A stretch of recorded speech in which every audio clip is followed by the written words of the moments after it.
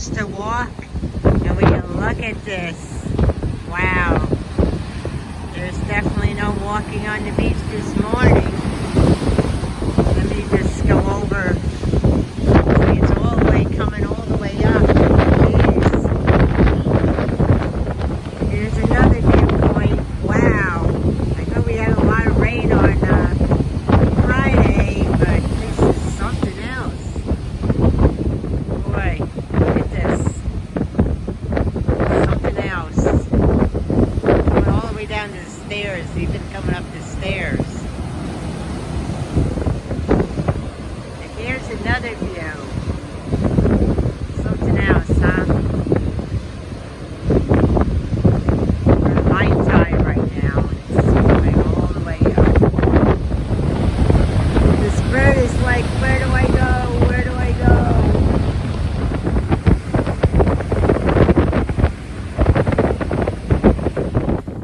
Hi, it's later at night. It's Trisha. I had bought this I went shopping at Winn-Dixie and they had a coupon for this. It's, didn't cost me anything. It's Coca-Cola with coffee. They had a coupon, you get a free one. So I tried it. I won't be buying it again. As much as I like Coke, I really haven't been drinking soda, but I do like Coke. But I don't like the taste of the coffee in it. So I tried it. I am all over the place with projects. This is a top I'm working on. It's crocheted. This is the bottom of it. And it's shell stitch. Let me see if I can show it a little better. See, oh, stupid, it's in the way. And what you do is you just keep layering row by row. So that's my top I was working on. And the other top is my knitted top. And what I did was, of course, you start at the bottom as well. And I made my own pattern. But you work just the front. No, first you work the back, then you work the front. So what I did was I switched to stockinette stitch. And it's going to be really like a tank top. So that doesn't take much to think about. So I do that in between.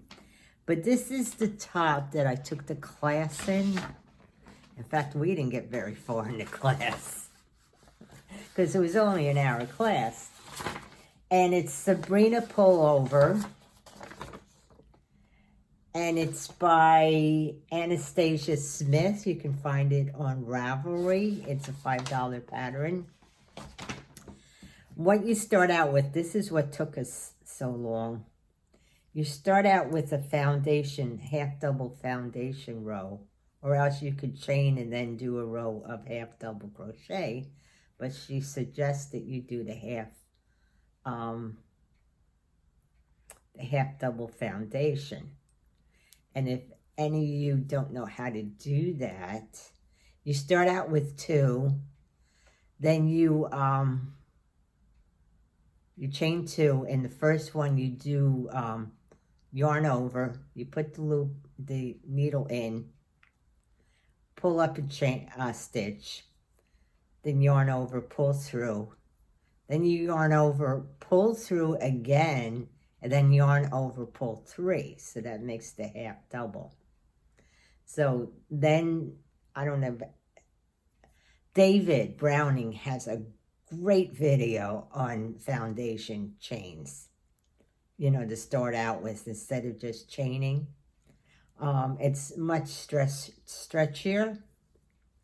So this one, see, when you do it, you get this, let me see if I can show you. The underside is almost like a chain. It's easier to work in. So what you would do is, like I said, now this is why I don't do tutorials. Number one, I'm missing part of a finger, and I don't want to get anybody sick to their stomach. And I know people would say, well, why would they get sick to your stomach? Well, you never know what turns people off. Plus, I don't have the same tension because I've had a number of operations on this hand as a result of losing part of that finger. And I don't have the same tension in the hand. There's certain cast-ons in knitting I can't do because of the tension in my hand. I don't have the same strength. But I get by.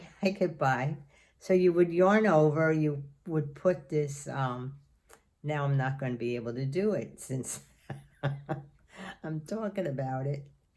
The trouble with this yarn, I think I've noted before, I don't like it because it splits so much. So I would bring up a loop, and now I have 3 stitches there. See what I mean? How splitty it is, this yarn? And I thought it was me, but everyone else said the same thing.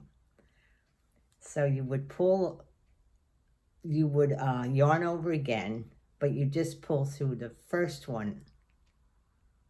And then you have 3 left, yarn over and pull through 3. And like I said, it's right there. And it's hard to see, I know. So the reason I took the class is I got to that part in the pattern, and they say if you can substitute for a foundation, half double crochet and skip to row 2. So row 2 is the wrong side. So you chain 1, half double crochet, and front 3rd loop of same stitch. Now what the heck did that mean, right? So this is where it gets a little complicated as well. Okay, say I finished all my chains.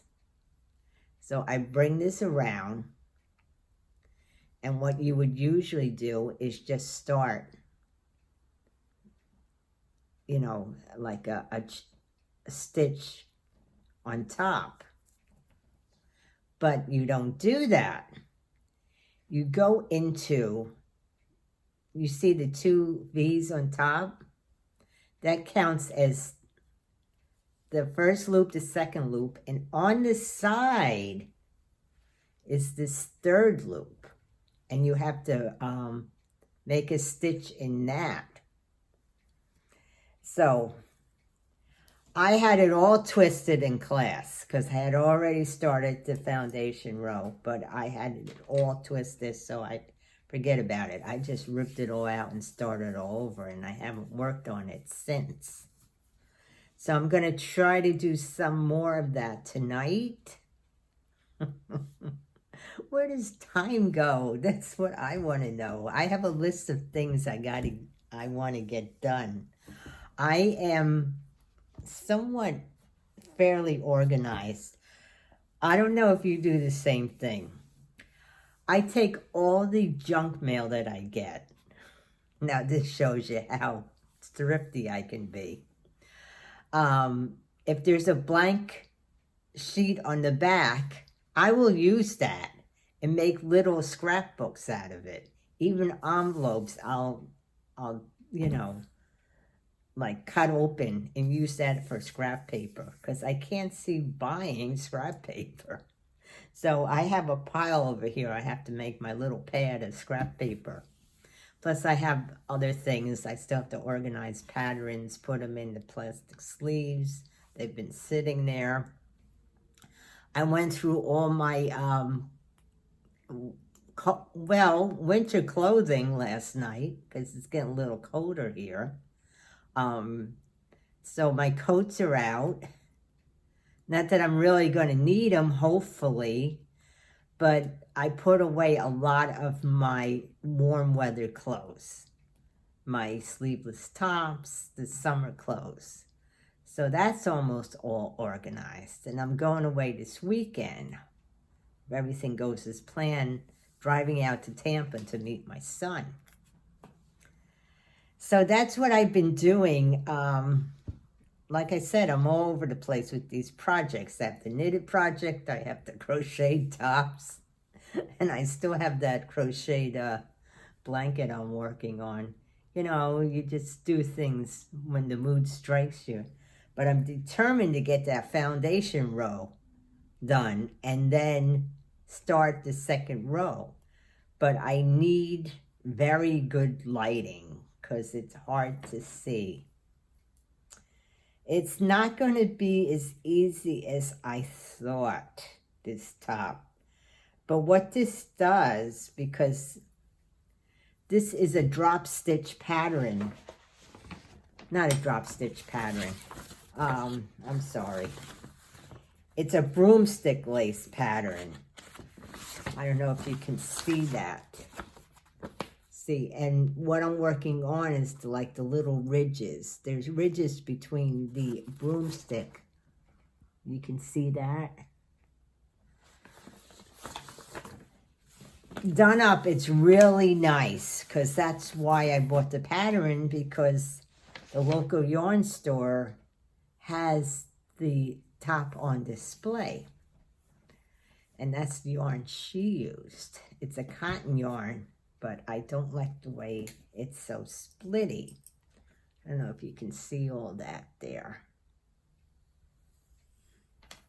But I don't want to buy any more yarn because I'm going to her shop. It only makes sense to buy, if you're going to her shop to hang out or ask advice, you buy the yarn they sell or the patterns. Even though I have a whole wall of yarn. See, this is where I spend my money. That's why I have to be thrifty. And I know any of you, all of you who've gone food shopping lately. Oh my goodness. I wanted to buy ground beef today. And I couldn't believe the price of it. I don't know what's going on. I know it's easier for me because it's just me. And you know, if I buy a bunch of ground beef, I can make it into patties and freeze it. But still, it's the initial price. So, that's about it. I don't have anything else. I told you about that Coca-Cola coffee. I don't know if anybody else has seen it out there. So I'm going to be sitting here watching videos and trying to work on my foundation row. So I hope everybody's doing fine, and I'll talk to you soon. Bye.